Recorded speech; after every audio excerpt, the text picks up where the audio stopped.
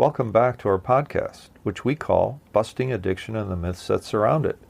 This podcast is sponsored by Safe House Rehab Thailand, where we offer clients a life-changing experience in the perfect environment for recovery.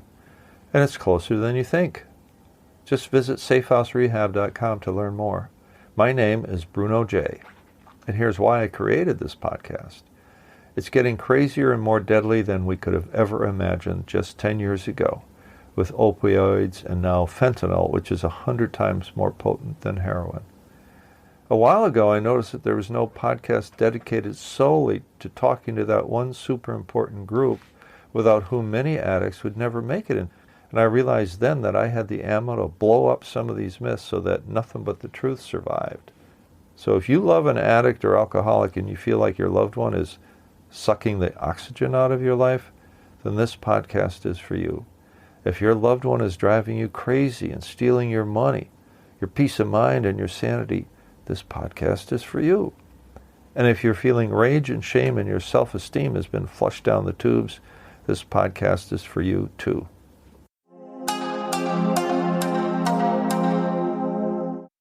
Hi, this is Bruno J, and welcome back to Busting Addiction and the Myths That Travel with It. We'll call this episode number 12, The 29 Things We've Learned So Far. I think it's time we do a roll-up of what we've learned so far, as I see our podcast as a tutorial on addiction for families and anyone else who's close to an addict or alcoholic, who's still out there using. I've discovered over the course of the last 26 years of my clean and sober living career that the public is addicted to its own opinion about addiction, and that stigma and ignorance are alive and well. So that's why you'll see my focus is on busting the myths associated with the disease of addiction and alcoholism. And I say that unless we smash these perceptual myths about the disorder, we will forever be fighting a losing battle. We will only start to win if we start thinking clearly. There is so much to learn. There is a library full of books on recovery, as this is a very well-covered topic. And I would say that the authors are mostly on the same page when it comes to the model of addiction as a disease. There are dozens of major points that we have made so far, and I may skip a few here since there's a natural overlap among many of them. I think I wanted to start our podcast with an encouraging note, and I titled the very first episode, Don't Quit Trying to Quit, for a reason. So let's get on with the 29 points that we are asking people to remember as a roll-up of the learning that we've done in the first 11 or so podcasts. 1. Relapses are typical among addicts who try to recover, and in fact simply mean that the addict is giving it a try and should be encouraged to try again and again. Fewer than 10% of addicts get it right the first time. But the addict who isn't ready will play games, and one of his favorites is the deflection game. He attacks you, and while you are defending yourself, he makes his getaway. Don't fall for the gotcha game. Call him on his BS. 3. He will claim his disease is not the problem, you are the problem, because you're in the way. This is where the deflection games are played. You sometimes don't know what to believe because the disease has taken over without your permission. 4. The idea that an alcoholic or addict has to hit bottom before he will accept help is a terrible and destructive idea and lets the disease run rampant through the family. It is possible to raise the bottom, to let the addict feel the heat so that recovery is a less painful option than continuing to use. Now, for example, 5. Addiction must be treated as the primary disorder, as the cause of mental and behavioral problems, and not as the result. So many parents of alcoholics or addicts have come to believe that there must be a reason for their loved one using drugs or abusing alcohol, and while that may have been partially true at first, ultimately their addiction becomes the illness in and of itself and must be treated by a professional as such. 6. Addicts, alcoholics, when they aren't ready to quit, are very slick and will do anything to protect their ability to use or drink, especially lie to professionals. They might readily admit to depression, anxiety, obsessive-compulsive disorder, panic disorder, anger issues, etc., etc., and might admit to some drug use or drinking, but they will never, ever admit the whole truth and nothing but the truth. 7. If you decide to seek professional help, Find a professional who is trained in addictive disorder, someone who is an AODA, alcohol or drug addiction psychiatrist or counselor. The fact is, the majority of MDs have not had any training in addictive disorder and could in fact heedlessly prescribe an addictive drug to a drug addict, having been easily conned by a slick addict to begin with. The untrained doctor is trained to treat the symptoms that he sees, so he may prescribe for bipolar without understanding that it's running in parallel with addiction.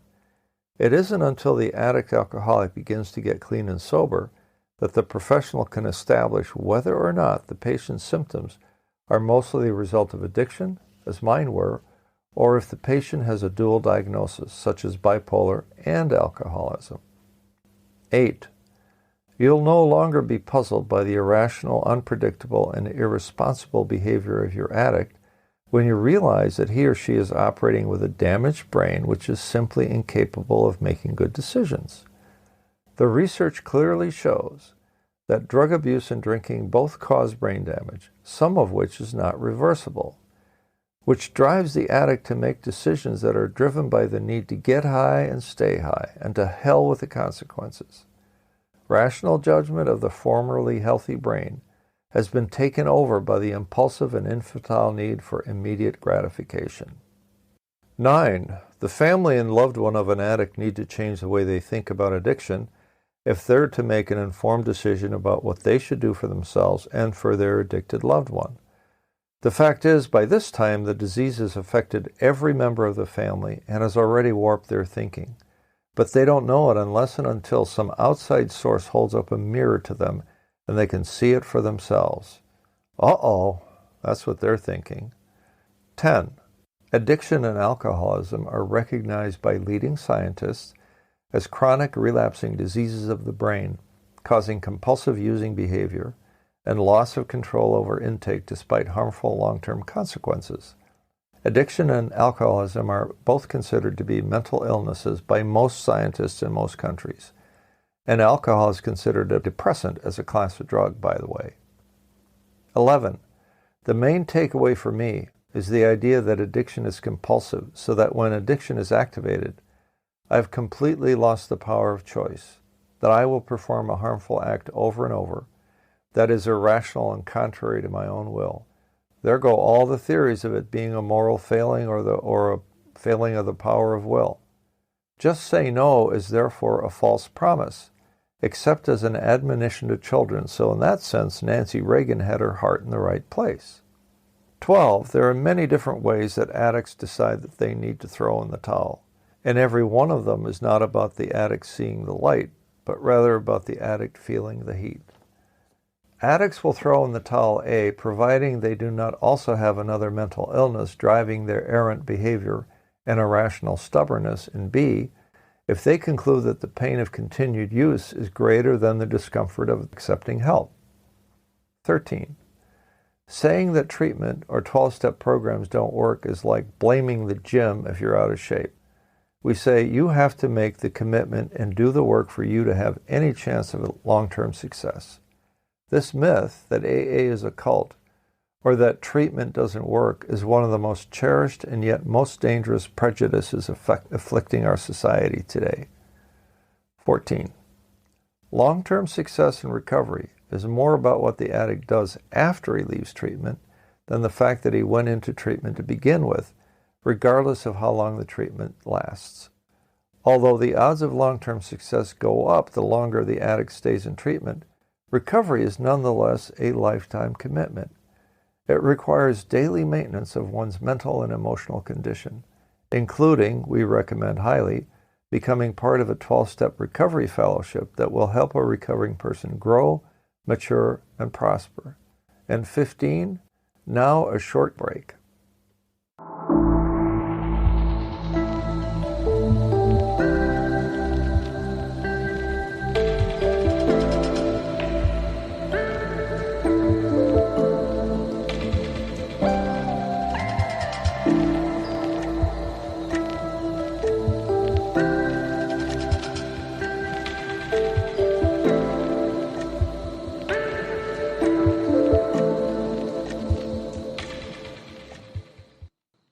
16.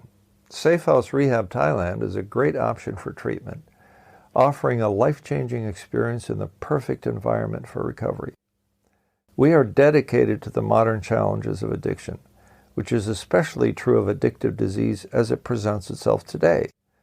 We stand ready to answer any question you could possibly have about your loved one's situation, because we want you to make an informed decision at this important time in the life of your family. 17. Just contact us at info@safehouserehab.com or visit us at safehouserehab.com. And if you like, call the number that matches the country you're calling from. We even provide a $1,000 U.S. allowance for airfare to bring your loved one that much closer to the treatment he or she deserves. 18. And again, very important to remember that addiction is a family disease, affecting not only the addict, but everyone in the family, to the point where the family unit itself becomes dysfunctional over time. 19. Cross-addiction, or polyaddiction, is very common today, and it takes a sophisticated approach to diagnose what type of addiction exists with a thorough clinical assessment and conduct the right detox, including withdrawal medication, and start the recovery process. 20. Opioids are the main cause of OD deaths, at least in the U.S., while pure fentanyl has fast become easily available on the street. Opioid addiction may start innocently enough as simple abuse of mom's pain pills, but it can quickly turn to the use of street heroin and bring on the risk of fentanyl overdose that comes with it. All the more reason to get the addict into a safe sanctuary like Safe House Rehab Thailand. 21. The enabling of addicted loved ones makes it, as defined by Webster, easy or possible, in this case, to keep the addict's addiction alive and progressing. Many people close to the addict alcoholic enable them without having any idea that that's what's happening. They are in voluntary denial until they wake up, see the light, or feel the heat. 22. When we enable, we deny the opportunity for the addict to feel the heat, to experience the learning that comes with the feeling the consequences. When we excuse, explain, and cover for the addict, we keep the addict in a dependent childish state, shielded from reality. Of course, they never grow up because they have not been given the opportunity to experience either the good or bad ripple effects of their behavior.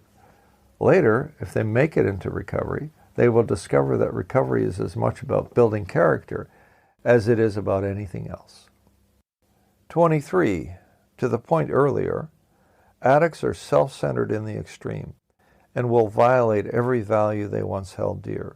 These violations include behavior that's violent and physically dangerous. So don't be too surprised if they start behaving in truly bizarre ways as time goes on, because this is a progressive disease. It never ever gets better on its own, and will always get worse unless arrested by an intervention, a tragedy, or some other wake-up call. 24. What are addicts chasing? They're always chasing that ultimate high, like the one they had the first time. And this urge has them seeking out even more drugs and more potent drugs. They also seek, as I did, even more excitement, adrenaline, drama, sex, status, adoration. They're fueled by endless craving for more, unrestrained by reason or compassion. 25. Addicts are more likely than most to also be money drunks, using money to impress, buy drugs, and fuel their lifestyle so long as the money lasts. They have absolutely no sense of accountability. They will snort all the money as soon as they get it, then they'll be all depressed until they can get high again as soon as the money starts flowing again. They are just as likely to treat someone else's money as their very own. 26. So coming off the point I just made, if we're not alert to the lying ways of active addicts and alcoholics, we become sitting ducks for the addict to steal our money, our time, our oxygen, and our peace of mind. Unless we become aware of our dysfunction as enablers and move to stop enabling by educating ourselves on ways to do just that, we will always be vulnerable to the next attack on our serenity and our wallet. 27. One important resource at our disposal is the loving fellowship of Al-Anon, where we learn how much the disease has warped our thinking and how we need to start putting the focus back on ourselves. We finally give up trying to control the addict, and we start to take much better care of ourselves. At first, this thinking seems counterintuitive, but the wisdom of it becomes evident with practice. 28. There's more danger ahead. A gambling addiction is also more likely to live among addicts, and it is one of the most dangerous nonviolent offenders because it could mean the loss of the family home overnight. That's why we at Safe House Rehab Thailand are very much on the watch for other types of addictions in addition to drug addiction and/or alcoholism during our intake assessment process. 29. And so here's where we stand on 12-step recovery programs at Safe House Rehab Thailand. AA and the other 30-plus 12-step programs, including Al-Anon, Cocaine Anonymous, Narcotics Anonymous, and all other 12-step programs, are altruistic, open, democratic fellowships, and the last thing from a cult you could ever imagine. Those who do succeed in recovery are invariably involved with the 12-step fellowship over the long term. And as we have stated, that while treatment lasts only a few months, recovery is a lifelong proposition for those who want their lives to become happy, joyous, and free. Okay, what can you do with the 29 things we've learned? Well, how about summarizing them into 6 really big things? 1. Addiction and alcoholism are diseases and are considered mental illnesses by science. They are not moral failings or manifestations of the lack of willpower. 2. Addiction and alcoholism negatively affect the family to such an extent that they are considered family diseases as well. Family members begin to react to their loved one's addiction in misguided attempts to control the disease. 3. The main characteristic common to all addicts beyond their incessant using is their extreme self-centeredness, which has them acting selfishly without regard to the negative consequences their actions have on their families. 4. One of the most useless and dangerous myths is the idea that an addict or alcoholic has to hit bottom before he becomes ready to accept help. That idea has families waiting for disaster when they could instead be planning a wake-up call. 5. Families are utterly vulnerable to addicts stealing their money, their peace of mind, their sanity, and their self-respect until they are fully educated on how enabling makes it easy for addicts to continue their lying and using ways. And finally, 6. Getting your loved one into treatment or at least to see a trained professional should be your goal. In the meantime, families should not hesitate to seek counseling and to join Al-Anon so they can start taking better care of themselves.